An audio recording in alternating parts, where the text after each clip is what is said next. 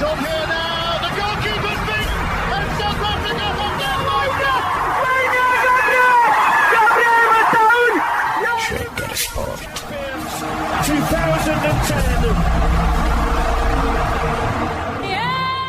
አሪፍ ዜና ለማንቸስተር ዩናይትድ እና ለአርሰናል የተሰማበትን ከሰዓት በኋላ አሳልፈናል። ማንቸስተር ዩናይትድ ከብሬንትፎርድ ጋር ለብሪያን ኤምቤሞ ዝውውር በቀረበው ገንዘብ ዙሪያ ስምምነት ላይ ደርሰዋል። የቀሩት በጣም ጥቂት ነገሮች ናቸው። እነሱም በቅርቡ ይጠናቀቃሉ ተብሎ እየተጠበቀ ይገኛል። በሌላ በኩል ከአትሌቲኮ ማድሪድ እና ከሊቨርፑል ለጋዮ ኮሬሽ የቀረበውን ጥያቄ ተከትሎ አርሰናል ተጫዋቹን ለማስፈረም ከዚህ በቀደም ያቀረበውን የገንዘብ መጠን ከፍ አድርጎ ስፖርቲንግ ሊዝበንን ለማሳመን የተግባር ጥረት ጀምሯል። ይህም ውጤት ያመጣለታል ተብሎ በሰፊው እየተጠበቀ ይገኛል። በሌላ በኩል አርሰናል የአንድን ተጫዋች ዝውውርም አጠናቀዋል። እነዚህንና ሌሎች ጉዳዮችን እያነሳን የተወሰኑ ደቂቃዎችን ከእናንተ ጋር እናሳልፋለን። ሰላም ጤና ይስጥልን። የሸገር ስፖርት ዊዝ አበበ ግደይ የዩቲዩብ ቻናል ቤተሰቦቻችን በያላችሁበት እጅግ በጣም አሪፍ ጊዜን እያሳለፋችሁ እንደሆነ ተስፋ እናደርጋለን። መልካሙን ሁሉንም ለእናንተ እንመኛለን። ታዲያ ይህንን የእኛን ቻናል ሰብስክራይብ አድርጉት፣ የደውል ምልክቱን ተጫኑ። እንደዚሁም ደግሞ ሊንኩ ለሌሎች እያጋራችሁ በተከታዮች ቁጥር እንድንበዛ ማገዛችሁን ቀጥሉ። እስካሁን ላበረታችሁን እጅግ የላቀው ምስጋናችን ይድረሳችሁ እንላለን። ከልብም እናመሰግናለን። የዚህ ሰዓት መረጃችንን የምንጀምረው ከኒውካስል ዩናይትድ ይሆናል። ኒውካስል ዩናይትድ በተጠናቀቀው የውድድር ዓመት ከአሌክሳንድር አይዛክ ያገኘው አገልግሎት በእጅጉ የሚደነቅ ነበረ። ይህንን ተጫዋች ለመውሰድ ታዲያ እንደ ሊቨርፑል ያሉ የውድድር ዓመቱ ሻምፒዮኖች ከፍተኛ ፍላጎትን አሳይተዋል። እንደውም እስከ 150 ሚሊዮን ፓውንድ ድረስ ለተጫዋቹ ዝውውር ለመክፈል ፈቃደኞች ናቸውም ሲባሉ ነበሩ ሊቨርፑሎች። ከሱ በተጨማሪ ማለትም ከሊቨርፑል ሌላ አርሰናልን በተጫዋቹ ላይ ፍላጎት ነበረው። ማንቸስተር ሲቲም ልጁ የሚገኝ ከሆነ ብሎ የተወሰኑ ጥረቶችን የማድረግ ፍንጭ አሳይቶ ነበር። ዛሬ ከሰዓት የተሰማው ዜና ግን የኒውካስል ደጋፊዎችን የሚያረጋጋ ሆኗል። ኒውካስል ዩናይትድ ለአሌክሳንድር አይዛክ አዲስ ኮንትራት አቅርቧል። ይህንን ኮንትራት ለመፈረምም ልጁ ፈቃደኝነት አሳይቷል ተብሏል። በነገራችን ላይ በኒውካስል ዩናይትድ እና በአሌክሳንድር አይዛክ መካከል የሚፈረመው አዲሱ የውል ስምምነት ለኒውካስል ዩናይትድ እስከዛሬ ድረስ ለተጫወቱ ተጫዋቾች ለአንዳቸውም እንኳን ተከፍሎ የማያውቅ እጅግ ከፍተኛ የሆነ ሳምንታዊ ደሞዝን ለተጫዋቹ ለመክፈል ኒውካስል የወሰነ መሆኑን የሚያሳይ ነው። ስለዚህ በኒውካስል ዩናይትድ ታሪክ እጅግ ከፍተኛውን የደሞዝ ክፍያ ሊቀበል ነው አሌክሳንድር አይዛክ ተስማምቷል የተባለው። ይሄ ለኒውካስል ደጋፊዎች የሚያረጋጋ፣ ለሱ ፈላጊ ለነበሩት ክለብ ደጋፊዎች ደግሞ ለሊቨርፑል፣ ለአርሰናል እና ለሌሎቹም ደግሞ እነ ባርሴሎናም ጭምር ይፈልጉት ነበረ። የነዚህን ልብ ደግሞ የሰበረ ወይም ተስፋ የሚያስቆርጥ ሆኗል ማለት ነው። ለነገሩ ኒውካስል ዩናይትድ እና አሌክሳንድር አይዛክ አዲስ ኮንትራት ባይስማሙም ኖሮ ለተጫዋቹ ስምምነት ኒውካስል ከማቅረቡ በፊት ይህንን ተጫዋች መውሰድ የሚፈልግ 150 ሚሊዮን ፓውንድ ሊከፍለኝ ይገባል ማለቱ በራሱ ተስፋ የሚያስቆርጥ ነበረ። አሁን ግን ኒውካስል ተጫዋቹ ከራሱ ጋር እንዲቆይ የሚያስችለውን አዲስ ስምምነት ሰጥቶታል። በአዲሱ ስምምነትም ከፍተኛውን ደሞዝ ይከፈለዋል ማለት ነው። ሁለተኛው ወሬያችን ወደ ቼልሲ ይወስደናል። ቼልሲ በጣም አጥብቆ ከሚፈልጋቸው ተጫዋቾች መካከል አንደኛው የሆነውን ጄሚ ጊተንስን ከቦሩሻ ዶርትሙንድ ለመውሰድ የሚያስችለው ስምምነት ላይ እየደረሰ ነው። በቦሩሻ ዶርትሙንድና በቼልሲ መካከል የነበረው ሰፊ ልዩነት አሁን ጠቧል። ቼልሲ ለመጀመሪያ ጊዜ ጥያቄ ያቀረበ፣ ቦሩሻ ዶርትሙንድ አይሆንም አለ። ቼልሲ ደገመና አሻሽሎ ዋጋ ይዞ ወደ ቦሩሻ ዶርትሙንድ አቀና። ቦሩሻ ዶርትሙንድ ሁለተኛውንም የቼልሲን ጥያቄ ውድቅ አደረገ። እነዚህን ሁለት ጥያቄዎች ቼልሲ ከማቅረቡ በፊት ከጄሚ ጊተንስ ወይም ከተጫዋቹ ጋር ቼልሲዎች አውርተው ከተጫዋቹ ጋር መደረስ ያለበትን ስምምነት በሙሉ ደርሰው ጨርሰው ነበረ። ግን ደግሞ የቦሩሲያ ዶርትሙንድን ፈቃድ ማግኘት ሳይችሉ ቆይተዋል። አሁን ቼልሲዎች ለጄሚ ጊተንስ ያቀረቡት ዝውውር በቦሩሲያ ዶርትሙንድ በኩል ተቀባይነትን አግኝቷል ነው የተባለው። ስለዚህ አሁን የሚጠበቀው ለተጫዋቹ የሚሰጠው ፈቃድ ነው። ሂድ የሕክምና ምርመራህን አድርግ፣ ከቼልሲ ጋር ያለህን ጉዳይ ጨርስ ሊባል ነው እንግዲህ የተወሰኑ ጊዜያቶች የሚጠበቁት። እድሜው 20 ነው። በተጠናቀቀው የውድድር ዓመት ለቦሩሲያ ዶርትሙንድ 48 ጨዋታዎችን ተጫውቶ 12 ጎሎችን አስቆጥሯል። ከነዚህ ጎሎች ውስጥ 4ቱ በአውሮፓ ቻምፒዮንስ ሊግ ለክለቡ ያገባቸው ጎሎች ናቸው። ቼልሲ አጥብቆ የሚፈልገው በቀኝ እግሩ የሚጫወት ግን በግራ መስመር በኩል የቼልሲን የማጥቃት እንቅስቃሴ የሚያግዝ የመስመር ተጫዋችን ነው አጠንክሮ ሲፈልግ የነበረው። ከነዚህ አማራጭ ናቸው ተብለው ከተያዙ በዚህ ቦታ ላይ በዚህ ሚና ከሚጫወቱ ተጫዋቾች መካከል ለጄሚ ጊተንስ በጣም ከፍተኛ ፍላጎት ነበራቸው። ይሄ ተጫዋች አሁን ወደ ስታንፎርድ ብሪጅ ሊያቀና ነገሮች እያለቁ ነው። ይሄ ለቼልሲ በጣም መልካም ዜና ነው። ወደ አርሰናል ጉዳይ እንሄድ። አርሰናል በዚህ ክረምት የተጫዋቾች የዝውውር መስኮት እንግዲህ የሚያስፈርማቸው ተጫዋቾች ወይም ሊያስፈርማቸው እያሰባቸው ያሉ ተጫዋቾች ላይ እየለፋ ነው የሚገኝ። የሚችለውን በሙሉ እያደረገ ነው። ነገር ግን የሚችለውን በማድረጉ ብቻ አይደለም የሚለካው። የሚችለውን አድርጎ የሚፈልጋቸውን ተጫዋቾች በእጁ ማስገባት መቻል አለበት። ይሄ ነው የደጋፊዎቹ መለኪያ። ደጋፊዎቹ የሚያዩት ኤንድ ሪዛልቱን ነው። ተጫዋቾችን ለማግኘት የሚያደርገው ጥረት በውጤት የተሳካ እንደሆነ ነው። በዚህ ጥረት ላይ ለተሳተፉ የክለቡ ባለስልጣናት፣ ለአሰልጣኙ እንደዚሁም ለስፖርቲንግ ዳይሬክተሩ ጭምር ምስጋና ሊያቀርቡ በእናንተ ደስተኛ ነን ሊሉ የሚችሉት እንግዲህ ከቶማስ ፓርቴ ጋራ ውል ለማራዘም ይደረግ የነበረው ጥረት አልተሳካም። ነገር ግን ከ5 ቀናት በኋላ በአርሰናልና በቶማስ ፓርቴ መካከል ውል የሚባል ነገር አይኖርም። ምክንያቱም ከ5 ቀናት በኋላ ሰኔ 30 ይሆናል በፈረንጆቹ አቆጣጠር ጁን 30። ያን ጊዜ በሁለቱ መካከል ያለው የውል ስምምነት ሙሉ በሙሉ ያበቃል። በውለታ የሚታሰር ኮንትራክቹዋል አግሪመንት የሚባል ነገር በቶማስ ፓርቴና በአርሰናል መካከል አይኖርም። አርሰናል የተጫዋቹን ኮንትራት ለማራዘም ያቀረበው ጥያቄ ተቀባይነት ሳያገኝ ቀርቷል። እሱ የሚጠይቀውን ጥያቄ አርሰናል ለማሟላት ፈቃደኛ አይደለም። ለዚህ ነው በጣም የሚበዙት ሚዲያዎች በቶማስ ፓርቴና በአርሰናል መካከል የነበረው ግንኙነት አሁን አብቅቶለታል፣ ተቋርጧል፣ ቀጥሎ የሚታደስ የሚቀጠል ምንም አይነት ነገር በመካከላቸው ይኖራል ብለንም አናስብም ብለው ሲናገሩ እየሰማ ነው። ታዲያ ይሄ በብዙ ሚዲያዎች የተገለጸው ነገር እውነት እንደሆነ እንዲሰማን የሚያደርገው የቶማስ ፓርቴይን ምትክ አርሰናል እየፈለገ ነው የሚለው መረጃ ያኔ የወጣ እንደሆነ ነው። ስለዚህ ያን ጊዜ ያ መረጃ ወጣ። አርሰናል አይኑን አሳርፎባቸዋል። አርሰናል ይፈልጋቸዋል፣ ጥረት ያደርጋል ተብሎ የተጠቀሱ ተጫዋቾች ደግሞ የብሬንትፎርዱ የመሃል ሜዳ ተጫዋችና አምበል የሆነውን ኖርጋርድን ነው ወደ ራሱ ለማዘዋወር አርሰናሎች ጥረት እያደረጉት። አሁን ዛሬ ከሰዓት በኋላ የተሰማው ደግሞ ፍላጎት አላቸው፣ የልጁን ጉዳይ እየተከታተሉ ነው ከሚለው መረጃ ወጥተን አርሰናል በተጨባጭ በተግባር ለኖርጋርድ ዝውውር 10 ሚሊዮን ፓውንድ ልስጣችሁ ብሎ ለብሬንትፎርድ ጥያቄ አቅርቧል። የሚገርመው ነገር በብሬንትፎርድና በኖርጋርድ መካከል ውል የታደሰው ባለፈው መጋቢት ወር ላይ ነው። መጋቢት ወር ላይ የነበራቸውን ግንኙነት ለተጨማሪ 2 ዓመታት እንዲራዘም ተጫዋቹና ክለቡ ተስማሙ። አሁን ብሬንትፎርድ ይሄ ተጫዋች በአርሰናል መፈለጉን ሰማ። ስለዚህ ይህን ልጅ የምትወስዱብኝ ከሆነ ሊከፈለኝ ይገባል ብሎ የሚያስበው የገንዘብ መጠን አለ። አርሰናል ግን ለተጫዋቹ ዝውውር ይገባሃል ያለው 10 ሚሊዮን ፓውንድ ስለሆነ ከ10 ሚሊዮን ፓውንዱ በተጨማሪ ልጁ እኔን ወክሎ የሚጫወተው ጨዋታ ብዛት ከግምት ውስጥ ገብቶ እንደዚሁም ደግሞ የተጫዋቹ ውጤታማነት ከተጫዋቹ ጋር ሆኜ የማስመዘግበውን ውጤት ከግምት ውስጥ ገባ የ5 ሚሊዮን ፓውንድ ጭማሪ እሰጣችኋለሁ ብሎ ነው ዛሬ ከሰዓት ለብሬንትፎርድ ጥያቄ ያቀረበው። የሚገርመው ነገር የፈረንሳይ ሚዲያዎች ወዲያው እንደገለጹት ከሆነ የአርሰናልን ጥያቄ ውድቅ ለማድረግ የለም አልፈልግም፣ ጥያቄህን አልቀበልም ብሎ አርሰናልን ለመሸኘት ብሬንትፎርድ ጊዜም አላስፈለገውም። ወዲያው ነው ሪጀክት አድርገውታል የተባለው።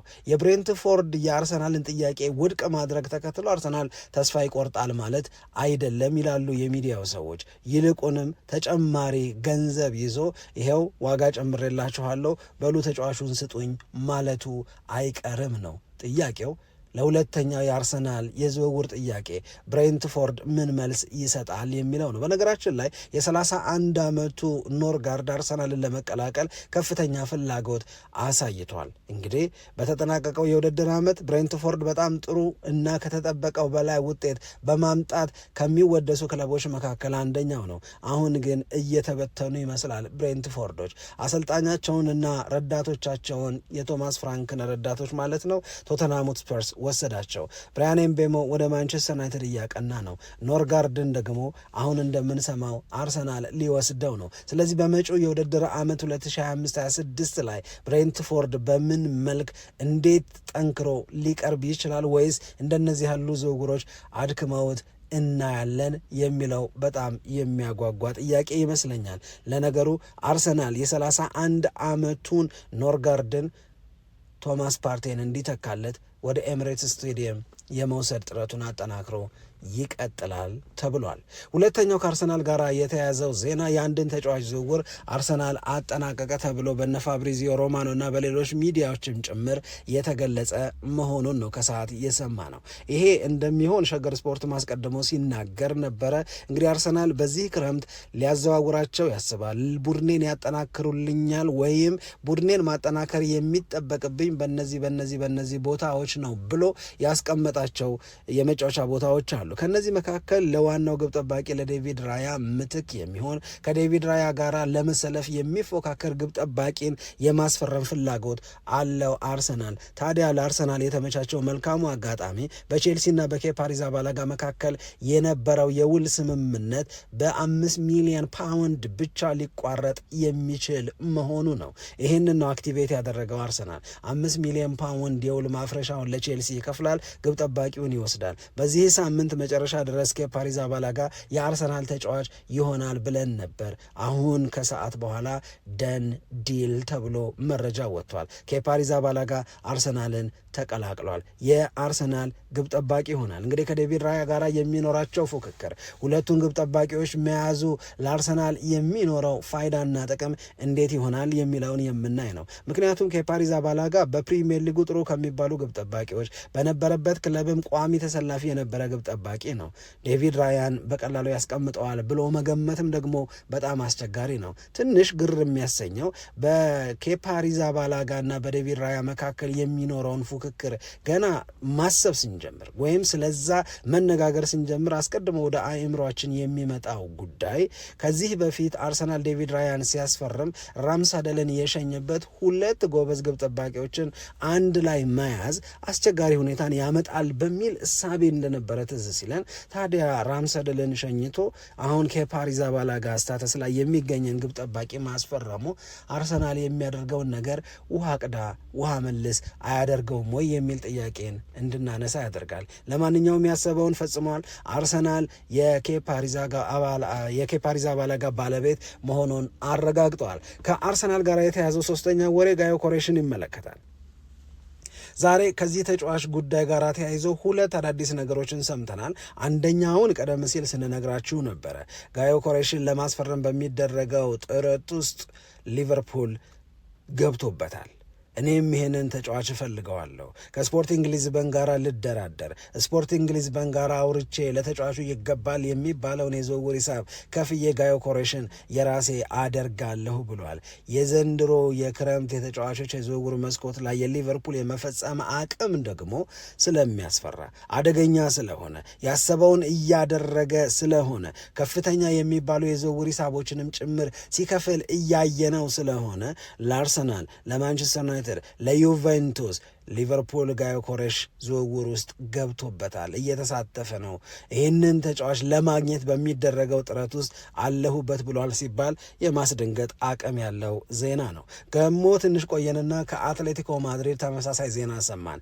አጥቂን የምፈልገው አጥቂ ደግሞ ጋዮ ኮሬሽ ሆኗል አለ የዲየጎ ሲሞኔው አትሌቲኮ ማድሪድ። ስለዚህ አትሌቲኮ ማድሪድ፣ ሊቨርፑል ከአርሰናል ከማንቸስተር ዩናይትድ እና ከዩቬንቱስ ጋር የዚህን ተጫዋች ፊርማና አገልግሎት ለማግኘት የሚፎካከሩ ከሆነ ተጫዋቹን አምርረው የሚፈልጉት ክለቦች የራሳቸውን ጥረት ማሳደግ፣ የራሳቸውን ጥረት መጨመር ይኖርባቸዋል። ከእነዚህ ዜናዎች መሰማት በኋላ የሰማነው ሌላ ነገር በእኔ እምነት አርሰናል አሪፍ አደረገ፣ ደግ አደረገ፣ በጣም ቆንጆ ነገር ነው የወሰነው የሚያስብል ሆኖ ነው የማገኘው። ይሄም ነገር ምንድን ነው? አርሰናል ጋዮ ኮሬሽን ለማስፈረም ከዚህ ቀደም ለስፖርቲንግ ሊዝበን ልክፈል ያለውን 55 ሚሊዮን ዩሮ ወይም 46 ሚሊዮን ፓውንድ ለማሳደግ ወስኗል ነው። ይሄም ደግሞ በስፖርቲንግ ሊዝበንና በአርሰናል መካከል ስምምነት ላይ ለመድረስ ነገሩን ያቀለዋል። ምክንያቱም ለተጫዋቹ ዝውውር ስፖርቲንግ ሊዝበን ይፈልገዋል የተባለውን እስከ 68 ሚሊዮን ፓውንድ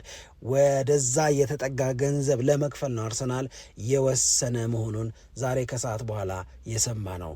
ጋዮ ኮሬሽ እንደሆነ ከአርሰናል ውጪ ወደ ውጪ እያለ ነው። ሌሎቹን አልፈልግም፣ እኔ ሰሜን ለንደን ነው መሄድ የምፈልገው፣ የአርሰናል ተጫዋች የመሆን ጉጉት አለኝ፣ ይሄንን አታደናቅፉብኝ፣ የምታደናቅፉት ከሆነ ወደ እናንተ ተመልሼ አልመጣም ብሎ ለክለቡ ፕሬዚዳንት ደውሎ በግልጽ ተናግረዋል። ለእናንተ ለስፖርቲንግ ሊዝበኖች ደስ የሚሉ ጊዜያትን እየተጫወትኩ አገልግያለሁ፣ ለእናንተ የመጨረሻውን ጨዋታ እንደተጫወትኩኝ ነው የሚሰማኝ፣ አሁን በመንገድ ያትቆሙ፣ የአርሰናል ልሁንበት ብሎ ደውሎ ተናግረዋል። ፕሪሲዝን በሚቀጥለው ሳምንት ይጀምራል በስፖርቲንግ ሊዝበን፣ አልመጣም ብሏቸዋል። ይሄ ፕሪሲዝኑ እንዳለቀ ደግሞ ወደ ጨዋታ ይመለሳል። ደግሜ የእናንተን ማሊያ ለብሼ ወደ ሜዳ አልገባም፣ መንገዱን ክፈቱት፣ አርሰናልን ስሙት፣ የአርሰናልን ጥያቄ ተቀበሉ፣ እኔም ህልሜን ልኖር የሚል መልእክትን ነው እያስተላለፈ ያለው። ስለዚህ ለአርሰናል አሪፍ ዜና ነው ስንል አርሰናል አሁን እንደሚባለው ወደ 68 ሚሊዮን ፓውንድ የሚጠጋ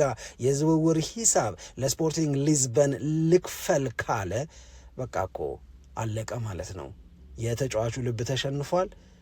የስፖርቲንግ ሊዝበን ፍላጎት ደግሞ በተጨማሪው ገንዘብ ይሸነፋል። አርሰናልም የፈለገውን ያገኛል ማለት ነው። ስለዚህ ከአርሰናል ጋር የተያዙት ወሬዎች እነዚህ ናቸው። ማንቸስተር ዩናይትድ ሌላው ከሰዓት በኋላ በጣም አሪፍ ዜና ከተሰማባቸው ክለቦች መካከል አንደኛው ነው። አስቀድመን ግን የማን ዩናይትድን ሌላኛውን መረጃ እንንገራቸው። መረጃው ጄደን ሳንቾን ይመለከታል። በዚህ ክረምት ጄደን ሳንቾ የሚባለውን የማንቸስተር ዩናይትድን ተጫዋች ስም ደጋግመን አንስተናል። አንዳንድ ጊዜ ከሆነ ክለብ ጋር በአመታዊ የደሞዝ ክፍያ ላይ ተስማማ፣ ነገር ግን ያ ክለብ ለማንቸስተር ዩናይትድ ያቀረበው የዝውውር ሂሳብ ማንቸስተር ዩናይትድን አላስደሰተም ሲባል እንሰማለን። በሌላ በኩል ደሞዙን ሊቀንስ ነው፣ አንዳንዴ ደግሞ ገሌ ፈለገው የተባለ የጄደን ሳንቾ ስም ሲነሳ ነበር። አሁን ዛሬ ረቡዕ እኛ ጋር ሲመሽ እነሱ ጋር ደግሞ ከመምሸቱ በፊት ማንቸስተር ዩናይትድ እና ዩቬንቱስ በስልክ የቪዲዮ ደውል ሊነጋገሩ ነው በጄደን ሳንቾ ዝውውር ጉዳይ። ማንቸስተር ዩናይትድ ይህንን ተጫዋች መሸጥ ይፈልጋል፣ ነገር ግን በምንም ተአምር ከ25 ሚሊዮን ፓውንድ በላይ ለተጫዋቹ ዝውውር ለመቀበል ፈቃደኛ አይደለም። ከዚህ በፊት የሰማናቸው ክለቦች ለተጫዋቹ ደሞዝ ብለው ያቀረቡትን ተጫዋቹ የተቀበለው ቢሆንም ለማንቸስተር ዩናይትድ እንክፈል ያሉትን ግን ማንቸስተር ዩናይትድ ደስ ብሎት አልወሰደውም ነበረ። አሁን ዩቬንቱስ እና ማንቸስተር ዩናይትድ ዛሬ በቪዲዮ ኮል ያወራሉ፣ ይነጋገራሉ። ዩቬንቱሶች ጄደን ሳንቾን ይፈልጋሉ። ናፖሊ ሳይቀድማቸው ተጫዋቹን የራሳቸው ማድረግም ፍላጎታቸው እንደሆነ ተነግሯል። ግን ጥያቄው ማንቸስተር ዩናይትድ የሚፈልገውን 25 ሚሊዮን ፓውንድ ለተጫዋቹ ዝውውር ለመክፈል ይፈቅዳሉ ወይ የሚለው ነው። ይህንን ለመነጋገር በዚህ ጉዳይ ላይ ለማውራት ማንቸስተር ዩናይትድ ዩቬንቱስ ማንቸስተር ዩናይትድን ለማሳመን የተወሰኑ ጊዜያቶችን ዛሬ በቪዲዮ የስልክ ጥሪ ያወራሉ ተብሎ ይጠበቃል። ለማስታወስ ያህል ጄደን ሳንቾ ማንቸስተር ዩናይትድን የተቀላቀለው ከቦሩሺያ ዶርትሙንድ የነበረ ሲሆን 2021 ላይ ይህ ተጫዋች 73 ሚሊዮን ፓውንድ የተከፈለበት ነበር። ምናልባት በተመሳሳይ ሲቹዌሽን ውስጥ የሚገኘውን ቭላሆቪችን ማንቸስተር ዩናይትድ እና ዩቬ የዝውውሩ አካል አድርገው ሊደራደሩበት ይችላሉም ተብሎ ይጠበቃል። የማንቸስተር ዩናይትድ ሁለተኛው እና ምርጡ የሚባለው ዜና የማንቸስተር ዩናይትድ ተጫዋቾች ሲሆን ለማየት የጓጉለት የብሪያን ኤምቤሞ ዝውውርን ይመለከታል። ብሪያን ኤምቤሞ የብሬንትፎርድ ተጫዋች ነው። በ2024/25 የውድድር ዓመት በእንግሊዝ ፕሪሚየር ሊግ ከታዩ ከተወደዱ ለምርጥነታቸው ከተመሰከረላቸው ተጫዋቾች መካከል አንዱ ብሪያን ኤምቤሞ ነው። እድሜው 25፣ ዜግነት ካሜሩናዊ፣ የትውልድ ቦታ ፈረንሳይ። ይህ ልጅ በፕሪሚየር ሊጉ እያሳየ ያለው መሻሻል በተለይ በተጠናቀቀው የውድድር ዓመት ላይ አጥቂዎች ሊመዘኑባቸው በሚችሏቸው መመዘኛዎች፣ መስፈርቶች በሙሉ እጅግ በጣም የሚያስደስት ውጤት ማምጣት የቻለ ነው። በኮከብ ግባግቢነት ፉክክር እንደዚሁም በሚያደርጋቸው የሙከራዎች ብዛት፣ የሚያሻግራቸው ኳሶች፣ ለቡድን ጓደኞቹ የሚያቀብላቸው ኳሶች፣ እነዚህ አይነት መመዘኛዎች ብሪያን ኤምቤሞን በደረጃ ወደ ላይ ከፍ የሚያደርጉት ናቸው። ከዛ በላይ ደግሞ እዛ ቦታ ላይ ወይም በማጥቃት ክፍሉ ላይ ሩበን አሞሪም የሚፈልጉትን ፈጣን እንቅስቃሴ ለማንቸስተር ዩናይትድ የመስጠት አቅም ያለው ነው ብሪያን ኤምቤሞ። ይህንን ተጫዋች ለመግዛት ማንቸስተር ዩናይትድ መጀመሪያ ያቀረበው የዝውውር ሂሳብ ውድቅ ተደረገበት። ለሁለተኛ ጊዜ ትላንት ለብሬንትፎርድ ይህንን ያህል ልከፍላችሁ ዝግጁ ነኝ ማለቱን ሰማን፣ ማለቱን ነገር ናቸው። ዛሬ ከሰዓት ብሬንትፎርድ እና ማንቸስተር ዩናይትድ በኤምቤሞ ዝውውር ዙሪያ ማንቸስተር ዩናይትድ ያቀረበውን የዝውውር ክፍያ በተመለከተ ስምምነት ላይ ደረሱ። ይሄ ትልቅ ዜና ነው። ማንቸስተር ዩናይትድ ከማቲያስ ኩኛ በተጨማሪ ብሪያን ኤምቤሞን ፈለገ፣ የፈለገውንም አገኘ። ይሄ ማለት 125 ሚሊዮን ፓውንድ አካባቢ ለሁለቱ ተጫዋቾች ዝውውር ለማውጣት ማንቸስተር ዩናይትድ ኮሚትድ ሲሆን አየነው ማለት ነው። አሁን በብሬንትፎርድ እና በማንቸስተር ዩናይትድ መካከል የሚቀረው ጉዳይ አድ ኦንሱን እንዴት እናድርገው ነው። የልጁን ፐርፎርማንስ ቤዝድ ወይም ሜዳ ላይ የሚኖረውን ውጤታማነት፣ ለማንቸስተር ዩናይትድ የሚያደርገውን የጨዋታ ብዛት እና ሌሎች መመዘኛዎችን ከግምት ውስጥ በማስገባት ከሚከፈለው ቀጥተኛ የዝውውር ክፍያ በተጨማሪ ለብሬንትፎርድ የሚጠበቅለት ወይም ሊጠበቅለት የሚገባውን የአድኦንስ የጥቅማጥቅም ጉዳይ በተመለከተ ብቻ ማውራት ቀርቷቸዋል። ለዛ ነው የእግር ኳስ ትንታኔ ባለሙያዎች የኤምቤሞ ወደ ማንቸስተር ዩናይትድ መዘዋወር እንደማይቀር በማመን የሁለቱን ክለቦች ስምምነት መነሻ በማድረግ የሩበን አሞሪም የ2025/26 የአዲሱ የውድድር ዓመት አሰላለፍ እንዴት ሊሆን ይችላል፣ ማቲያስ ኩኛ፣ ብሩኖ ፈርናንዴዝ፣ ኤምቤሞ እንዴት ባለ መንገድ የአሞሪምን ቡድን ወደ አሸናፊነት ሊያመጡት ይችላሉ ወደሚለው ትንታኔ ጠልቀው የገቡት። አሁን ለማንቸስተር ዩናይትድ ሁለተኛው ዝውውር እውን እየሆነ ነው። ብሪያን ኤምቤሞ የማንቸስተር ዩናይትድን ማሊያ ለመልበስ የጓጓ ልክ እንደ ማቲያስ ኩኛ ሁሉ በማንቸስተር ዩናይትድ 150,000 ፓውንድ በሳምንት ይከፈለዋል ተብሎ የሚጠበቅ ማንቸስተር ዩናይትድ ባለፈው የውድድር ዓመት ከነበሩበት ድክመቶች አንዱ ጎል ማስቆጠር ላይ የነበረበት ድክመት የጎላው ነው። እሱን አሁን ይበልጥ የሚያሻሽሉ ተጫዋቾች መጥተዋል። ምክንያቱም ብሪያን ኤምቤሞ ለብሬንትፎርድ 20 የፕሪሚየር ሊግ ጎሎችን ያስቆጠረ፣ እንደዚሁም ደግሞ ማቲያስ ኩኛ ወልቭስ ማሊያ ባለፈው የውድድር ዓመት 15 የፕሪሚየር ሊግ ጎሎችን ያስቆጠረ፣ በ2024/25 የውድድር ዓመት በጋራ 35 ጎል በፕሪሚየር ሊግ ያገቡ ተጫዋቾች አሁን የማንቸስተር ዩናይትድ ሆነዋል። ለዚህ ይመስለኛል ባለፉት ጊዜያቶች በተደጋጋሚ ማንቸስተር ዩናይትድን ለመጨረሻ ጊዜ ሲቸገር ያየነው አሁን ነው ማለታችን። አብራችሁን ስለነበራችሁ በጣም አድርገን እናመሰግናለን። ደግሞ አዳዲስ ነገሮችን ይዘን ወደ እናንተ ለመምጣት ጥረት እናደርጋለን። ሰብስክራይብ አድርጉ፣ ሊንኩን አጋሩና እንብዛ። እስካሁን ላበረታችሁን ምስጋናችን ይድረሳችሁ። ሰላም ለእናንተ ይሁን። ኢትዮጵያ ለዘለዓለም ትኖር።